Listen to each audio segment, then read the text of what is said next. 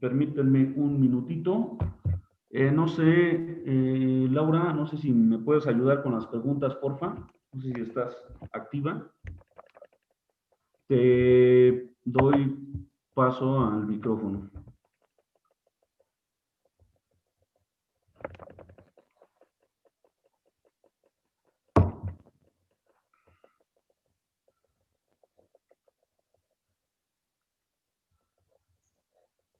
Bueno, creo que no está mi asistente, creo que ya se durmió. Bueno, bueno, voy a empezar a leer. Voy a activar los micrófonos de los ponentes. Bruno está activado. Voy a activar el micrófono de Carmen y de Ivana. A ver, Carmen, ya está activado tu micrófono. Ivana, ¿dónde estás? Ivana, aquí estás. Perfecto, ya está activado también tu micrófono, Ivana. Y vamos a pasar netamente a las preguntas, ¿vale? Porque hay preguntas que están conforme a su exposición. Bueno. La primera pregunta que voy a leer es la siguiente y es para Carmen. Dice así. Me entra la duda, dice Iracema Almorá, me entra la duda si la filosofía es una primera forma de psicología y esta siempre ha buscado la verdad. ¿Cómo es posible que los conocimientos que tenemos sobre el ser humano sea todo mentira? Adelante, Carmen. Bueno, yo entiendo de esta manera. El hombre en estas teorías filosóficas nunca ha alcanzado como la verdad o sí, la verdad.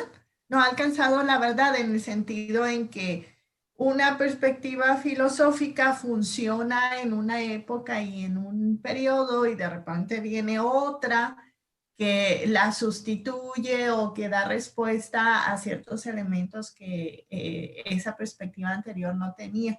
Bueno, esto es en cuanto a como percibir que la filosofía no tiene la verdad para iniciar. Y la participación iba en el sentido de que el ser humano a través de estas teorías filosóficas nunca ha alcanzado como esta evolución que propone el cuarto camino. Si una teoría filosófica fuera suficiente para llenar pues sí, como vacío de sí mismo o esta necesidad de comprenderse a sí mismo, pues todos los filósofos serían maestros trascendidos. Entonces, el plantear que lo que sabe el hombre hasta el momento es una mentira, es en el sentido en que todas estas propuestas de conocimiento o de explicación intelectual de cómo funciona el ser humano no da una respuesta completa de lo que es el ser humano. Bueno, así lo entiendo yo. Ok, muchas gracias, Carmen. Gracias por la respuesta. Seguimos. Francisco Reyes pregunta a Ivana, ¿qué origina esos muchos yoes? Y se van originando ¿Cuál es a lo el largo origen del de los tiempo. muchos yoes? La historia personal, con la gente de la cual dependo, de los deseos, de los pensamientos, de algunas acciones. Tiene varios orígenes, no es solo uno.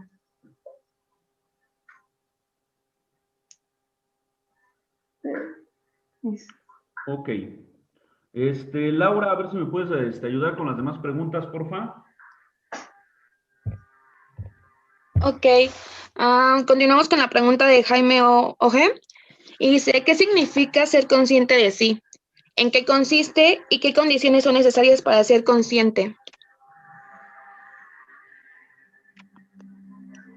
De mí. ¿Y qué está a mi alcance para obtener esas condiciones? Esa pregunta va directamente para ti, Bruno. Bueno, Mira, Francisco, hace un rato Jaime decía que no hay, digamos, no se puede emprender una tarea de estas características en base al estudio de sí, o si mi dirección está dirigida hacia la conciencia de sí, o indagar acerca de estas cuestiones, sin una escuela.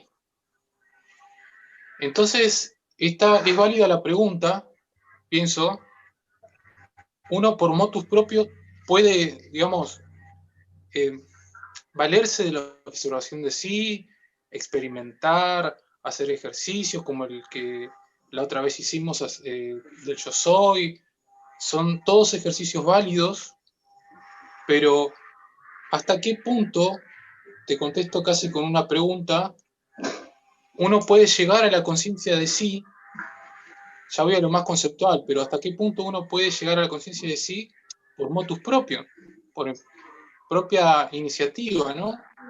Iniciativa individual?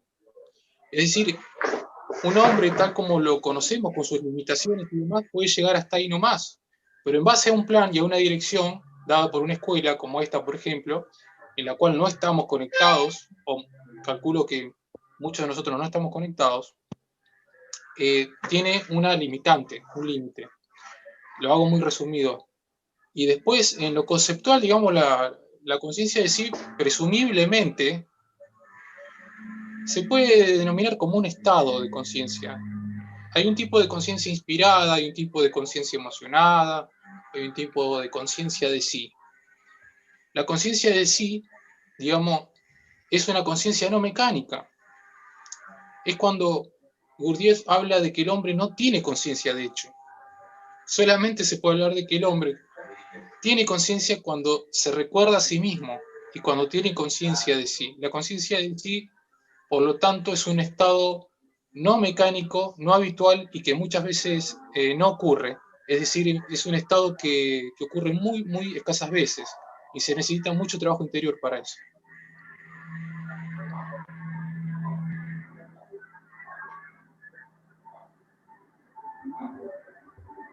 Ok, muy bien, muy bien.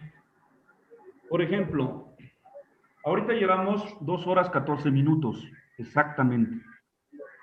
Una persona que es consciente de sí mismo, esas 2 horas 14 minutos, deberías de ser consciente, primero, de que tienes nuca o cuello. Después de que tienes o de que tus yemas de tus dedos están tocando la mesa, el escritorio, un lapicero, etcétera. Entonces, ese pequeño ejemplo es empezar a ser consciente de sí mismo. Recordar, sí, ese recuerdo de sí va a dar netamente lo que dice Bruno, ¿sí? Entonces, espero que haya quedado un poco más claro. ¿En qué condiciones? Yo te sugiero que las condiciones se generan netamente dentro de una escuela, te dan las herramientas para que tú puedas obtener de la vida externa como un trampolín y tú puedas desarrollarte conscientemente. Ok. Ok, continuamos con la siguiente pregunta que dice, ¿cómo puedo recibir impresiones de mi fragmentación? ¿Qué parte de mí es capaz de percibirla? Ok.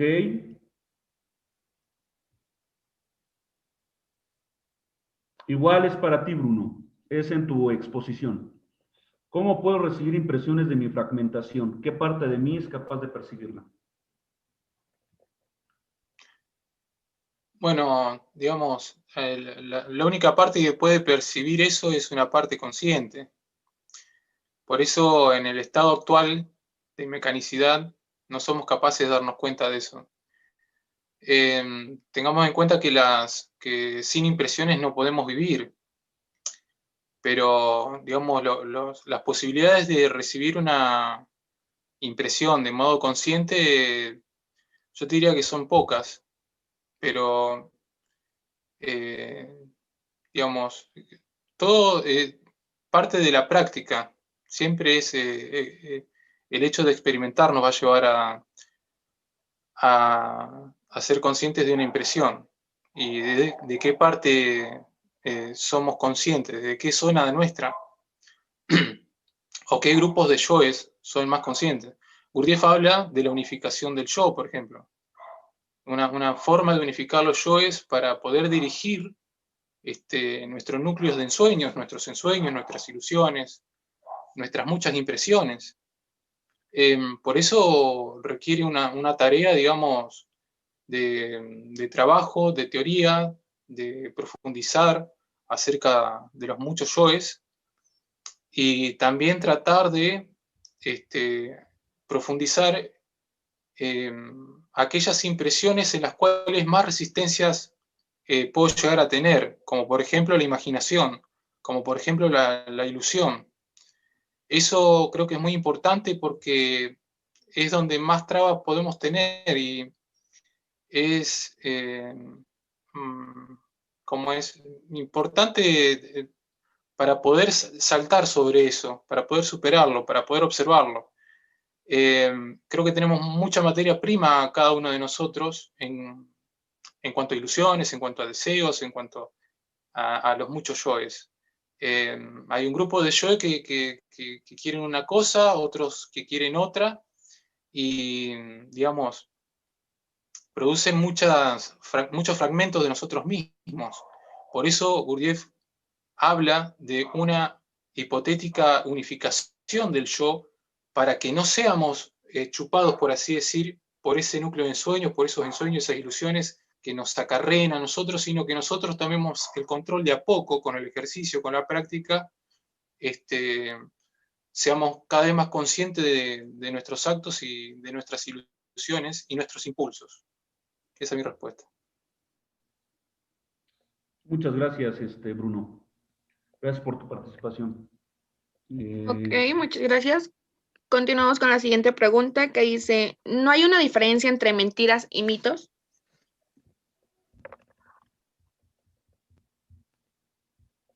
No sé quién guste contestar. Carmen, Ivana, Bruno. ¿No hay una diferencia entre mentiras y mitos? Hay diferencias, hay diferencias. El mito, digamos, de hecho es una mentira. Ojo que esto es un punto de vista particular mío, ¿no? Según lo que he leído y lo que he aprendido. A ver, pero es una mentira para intentar explicar tal vez grandes verdades.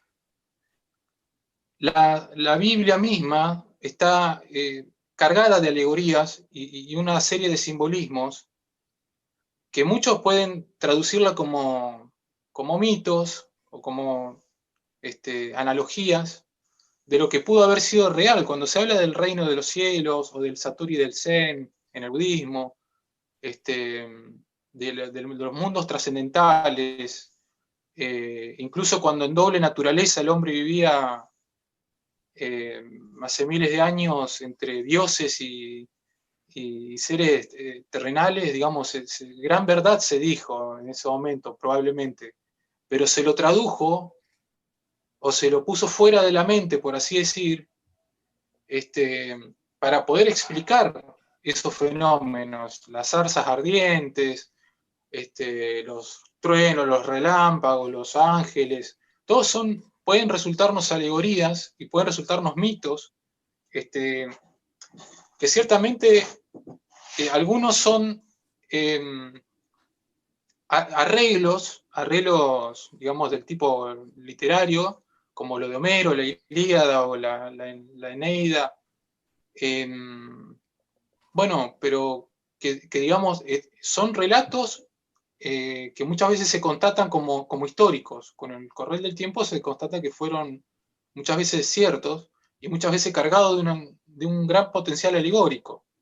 Igual que lo mismo pasa con la alquimia, por decirte, no sé, hay muchas obras maestras que tienen carga de un arte objetivo, pero que en realidad, si uno profundiza, por ejemplo, en la obra de Belcebú, un relato de Belcebú de su nieto, en la crítica objetivamente imparcial, bueno, es un arte objetivo que, de hecho, Gurdjieff dice de leerlo 3 veces, una leerlo como mecánicamente, otra como leyéndolo a otro, a una segunda persona, ¿no es cierto? Y otra como para ver la médula, que, digamos, la esencia de lo que quería transmitir. Si uno presta atención, ese libro tiene un potencial, una esencia, una energía impresionante, porque está cargada de datos históricos, científicos, filosóficos, psicológicos. Por eso es como un todo en una sola cosa, por así decir, un gran software. Y básicamente te diría que el mito es una mentira, de alguna manera. Y la mentira puede ser consciente o no. Yo creo que los mitos es una mentira consciente con el fin de explicar un hecho que no puede ser explicado racionalmente. Porque los mundos trascendentales o los mundos supranormales, ¿cómo se puede traducir? ¿Cómo la mente traduce eso en imágenes? Y bueno, a través de alguna escritura, alguna obra de arte, incluso matemáticamente, a través de, bueno, el eneagrama es una gran máquina que justamente viene a explicar, si uno estudia un poco, por supuesto, viene a explicar el funcionamiento de los cosmos y de nuestro cosmos y de los distintos cosmos que hay. Esa es mi respuesta. Muchas gracias, Bruno. Excelente y magnífica respuesta. Sí, continuamos con la pregunta de Francisco Reyes y dice, Gurdjieff habla de que el hombre miente aun cuando quiere decir la verdad. ¿Sería que la sinceridad no es lo contrario de la mentira? No sé si nos pueda ayudar Carmen.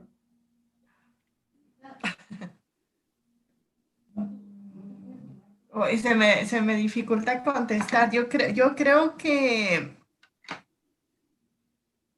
la sinceridad como lo opuesto. Lo que pasa es que yo entiendo que se plantea que todo, el hombre no es consciente de que miente. Cuando expresa una creencia, él realmente cree que es verdadera, o sea, tiene esa conciencia de que esa creencia o esa actitud sea algo pues que no le está ayudando a adquirir conciencia de sí mismo. Entonces siento que la sinceridad pues solamente se alcanzaría cuando se es consciente de que se está mintiendo a sí mismo. Entonces no sé si es, pues si es contraria, no, la verdad no sé cómo contestar. Ok, bueno, yo voy a tratar de contestarla de la siguiente manera. Si una persona es educada, ¿sí? De una manera, no sé, voy a colocar un ejemplo muy burdo para que se entienda. Si Juanito X es educado en una educación, educación machista, válgame la redundancia, pues lógicamente esa educación machista le va a hacer ver a Juanito que el amar a una persona, ¿sí? Es esclavizar. Y ese esclavizar desde esa cuestión del amor, Juanito va a decir que eso es normal, ¿sí? Porque así le fue educado. Si ese ejemplo lo colocamos en la sinceridad, si una persona no tiene las herramientas del desarrollo de la conciencia, si una persona no se observa a sí mismo, no trata de recordarse o percibirse, pues lógicamente van a estar en ese mundo de sombras. Una persona que está netamente en el mundo de sombras va a creer que está siendo sincero, que sinceridad significa un acto correcto, realizar un acto correcto, un acto digno que tiene que ver netamente con la cuestión de la prudencia. Si ser sincero es ser prudente y ser prudente es ser sabio. Entonces, si no somos sinceros con nosotros mismos, si estamos netamente dormidos completamente en un estado espiritual, pues lógicamente la sinceridad se vuelve mentira. Y aquí no hay una cuestión contraria, no hay una cuestión opuesta, porque sinceridad y mentira en el círculo mecánico de la humanidad son lo mismo. Por eso Gurdjieff decía que el hombre va a mentir cuando habla de la verdad, porque hay 7 tipos de verdad, como hay 7 tipos de hombres. Existe la verdad del hombre número 1, del hombre número 2, del hombre número 3. La verdad del yogi, la verdad del hombre intelectual, no es la misma verdad del hombre emocional.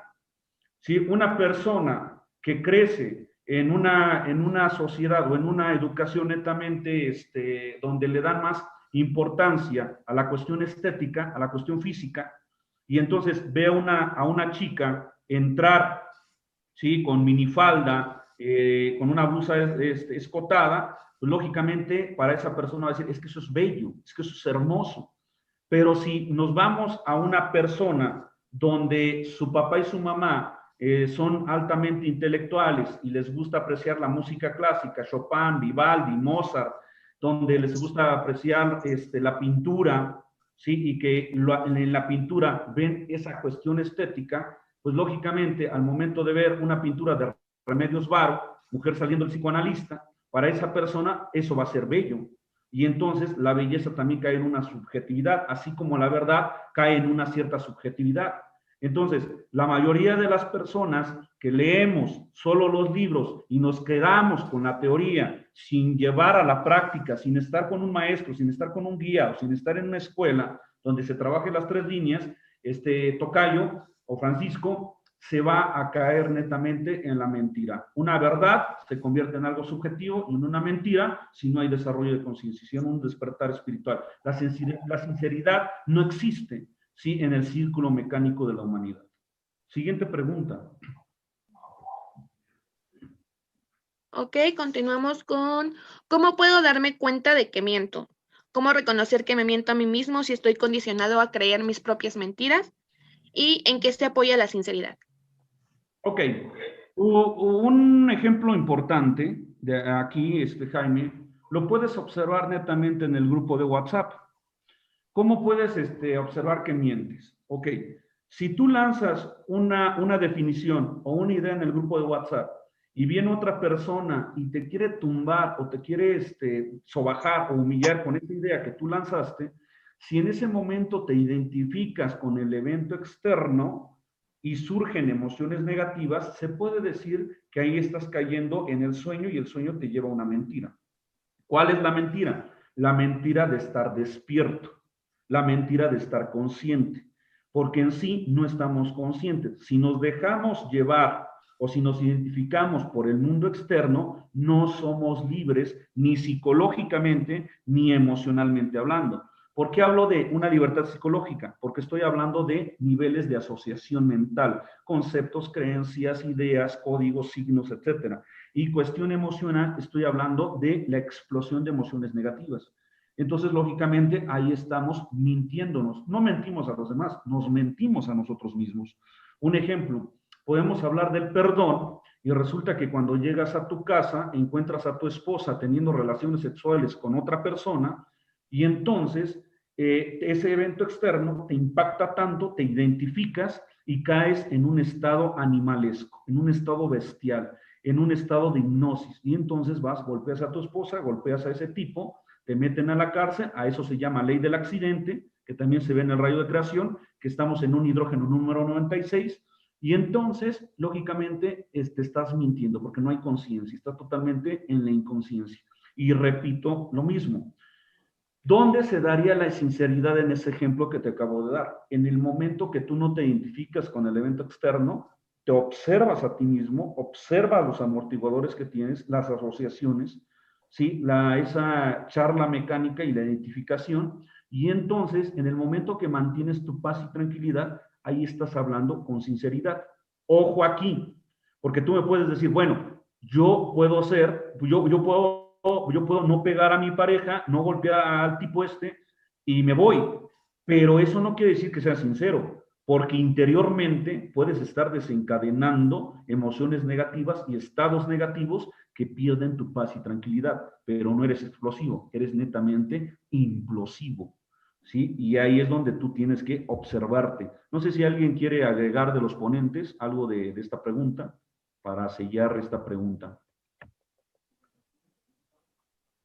No, Si no, pues continuamos. Laura. 2 preguntas más, Lau, y terminamos, porque ya nos extendimos más de las 2 horas. Ok, comenzamos con la pregunta de ¿qué es un esfuerzo consciente? ¿Qué requiere? Ok, muy bien. Un esfuerzo consciente es lo siguiente. Te lo voy a contestar con un ejemplo de la vida cotidiana. ¿Ok? En los grupos de Gurdjieff, en las instituciones, en las fundaciones de Gurdjieff, se trabaja con teatro, se trabaja con salidas de campo, se trabaja con la cuestión intelectual, se trabaja con la cuestión emocional, las danzas, etcétera, el sitting, entre muchas cosas. Pero hay una cosa muy importante que se tiene que trabajar allí. La cosa que se tiene que trabajar es la consideración interna. Y entonces dentro del instituto te ponen a pintar. Y eso depende del centro que tú hayas desarrollado, porque hay personas que desarrollan más el centro intelectual. Y entonces se necesita el trabajo del centro emocional y del centro motor, ¿sí? Entonces, las personas que son intelectualmente hablando superiores, les cuesta mucho hacer un trabajo motor. Sí, es decir, los mandan a pintar en el instituto, les mandan a cortar el pasto, los mandan a traer víveres, o se salen en trabajo de campo, se van de retiro, ¿no? A la montaña, etcétera, se van a hacer los sittings, las meditaciones, y entonces eso requiere un esfuerzo consciente.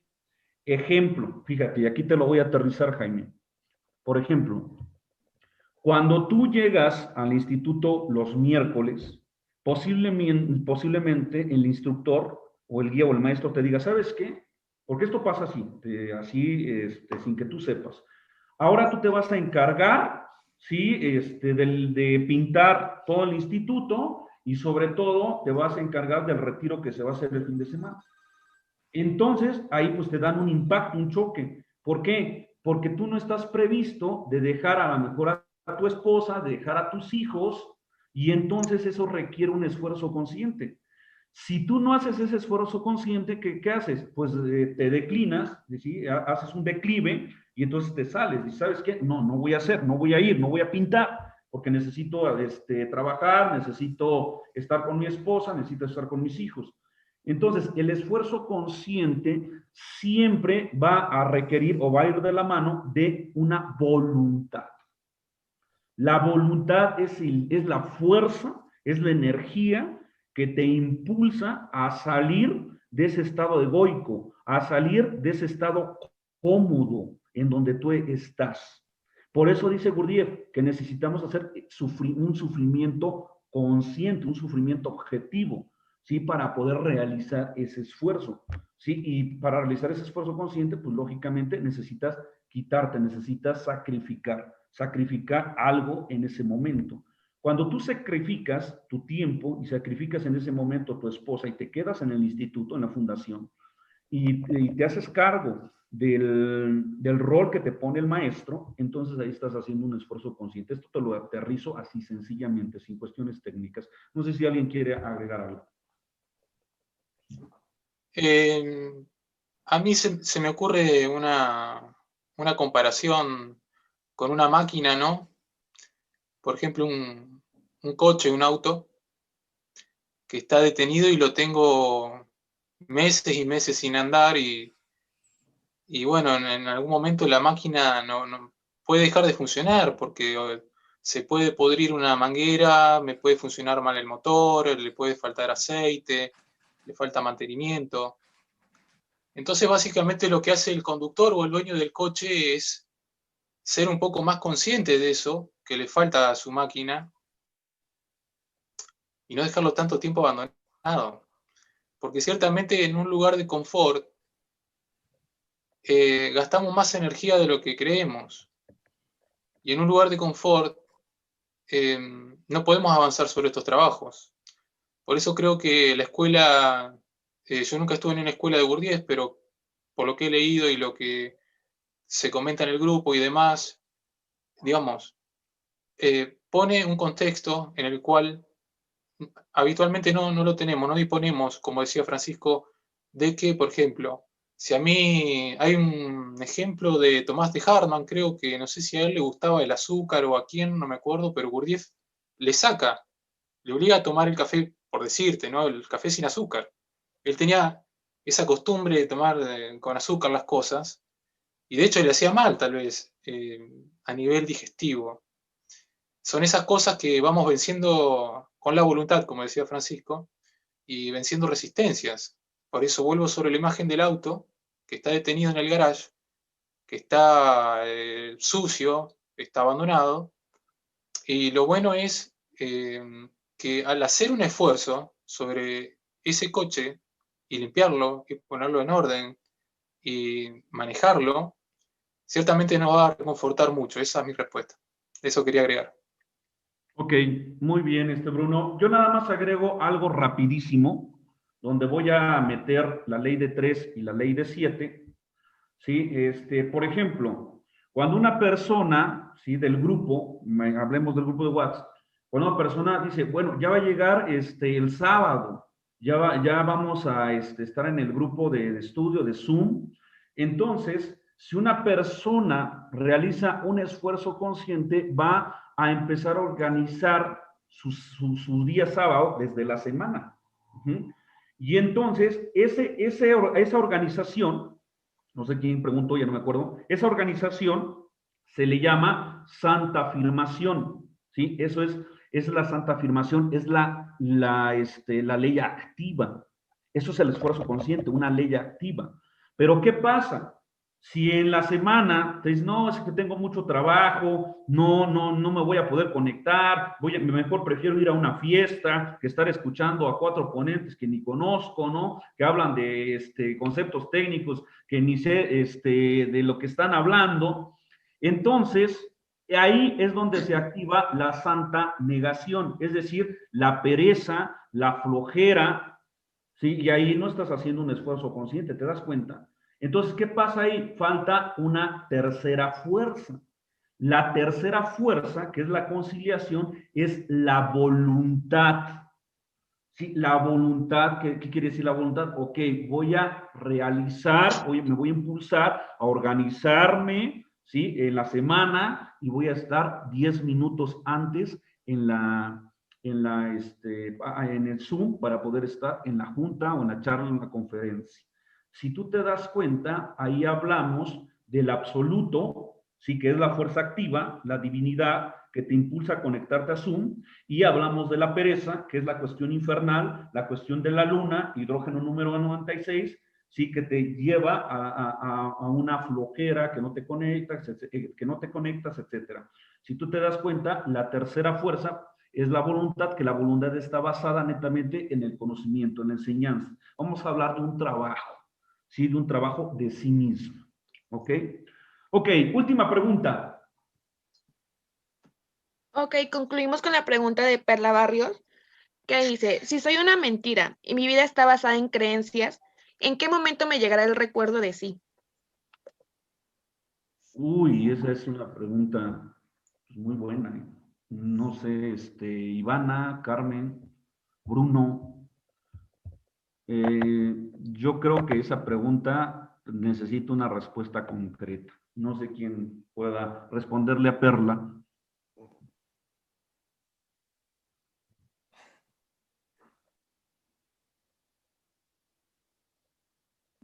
A ver, Carmen, desde tu experiencia, qué puedes responderle a Perla, Carmen?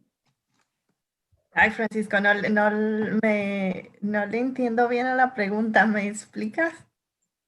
Ok, ¿puedes leer otra vez la pregunta, Laura?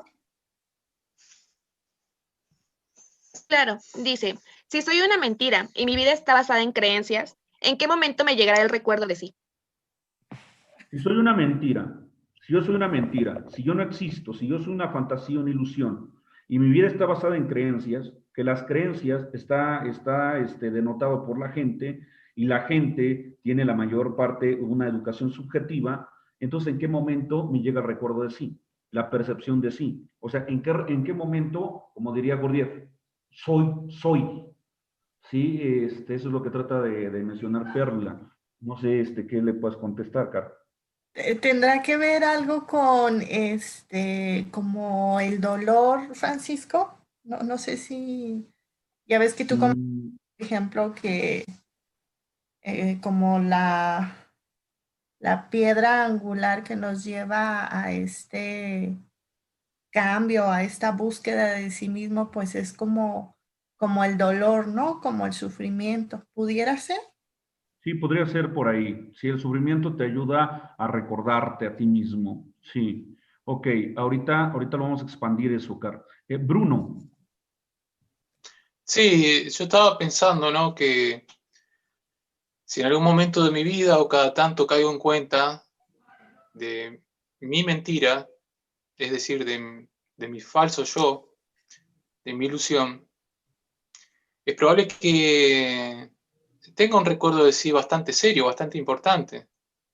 Y de hecho ese recuerdo de sí se refuerce, porque si bien parece duro decir, bueno, soy una mentira, soy una ilusión, soy un yo, un mero yo, una mera mentira, pero puede ser mucho más positivo y alentador decir, soy más que una mentira, de última, soy un ser. Porque, por ejemplo, cuando a mí me incitan o me llaman para la violencia o algo me impulsa o me sacan de quicio, digo, yo estoy sacado de quicio, yo. O me llaman, alguien golpea la puerta, eh, y- o yo golpeo la puerta, en un ejemplo, ¿no? Y me preguntan, ¿quién golpea la puerta? Yo. Pero hay una diferencia entre el yo y el ser, quiero decir.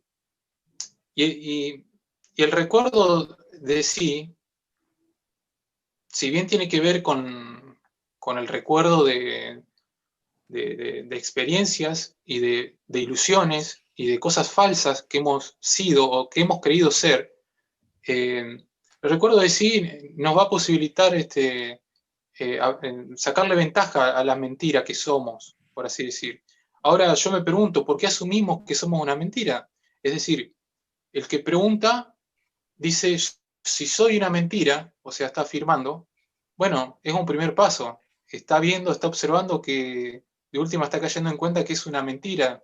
O en su interpretación interior se da cuenta tal vez que hay falsedades, que hay cosas que están distorsionadas.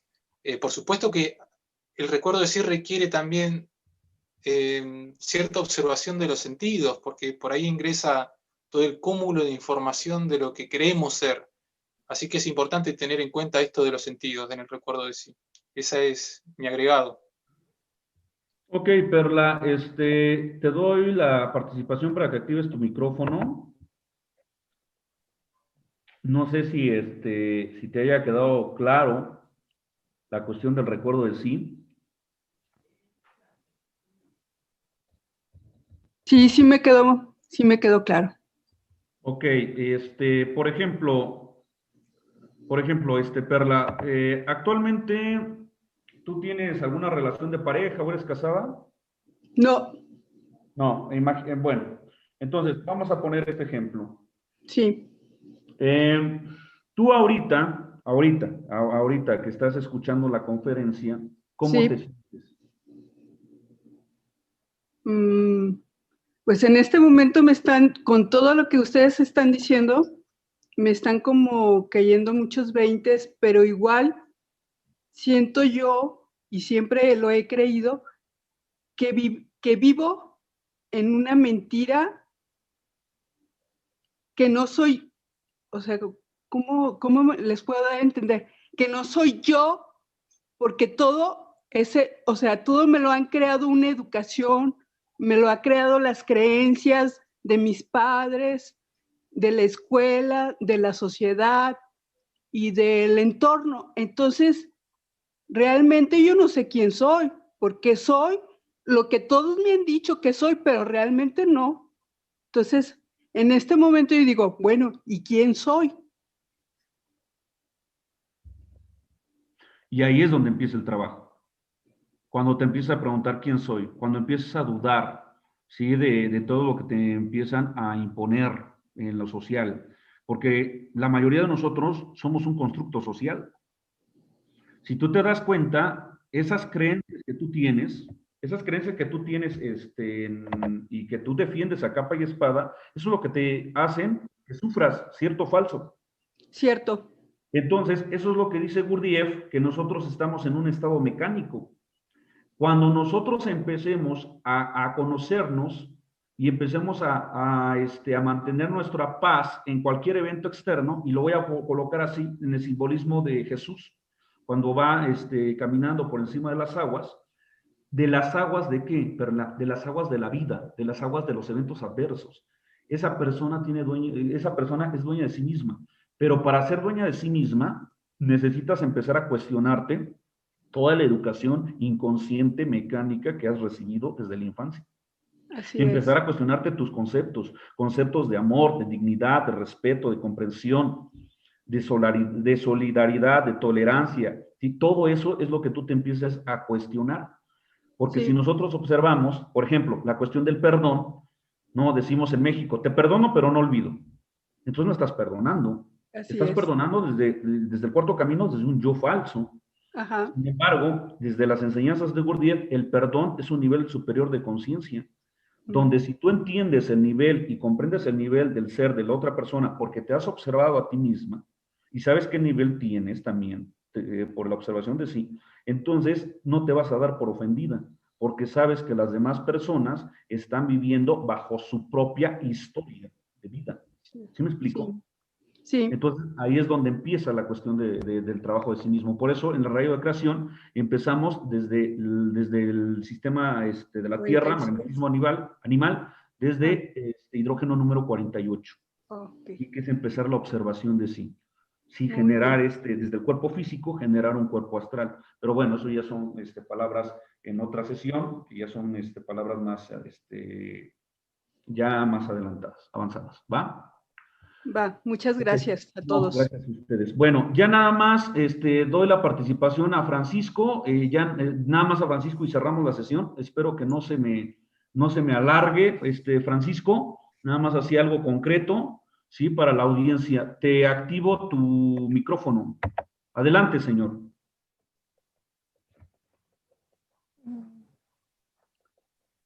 Prenda su micrófono, señor Francisco, ya lo puede activar.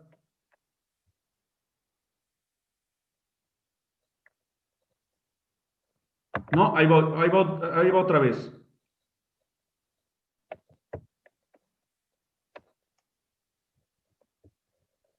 No se escucha. A ver, de nuevo.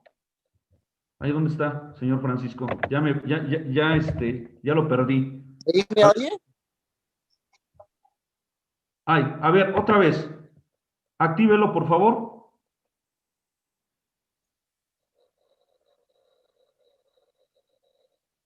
¿No se escucha?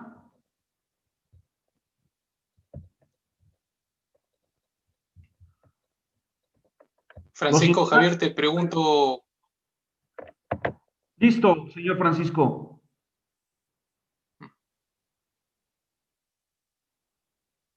Ya lo puedo activar.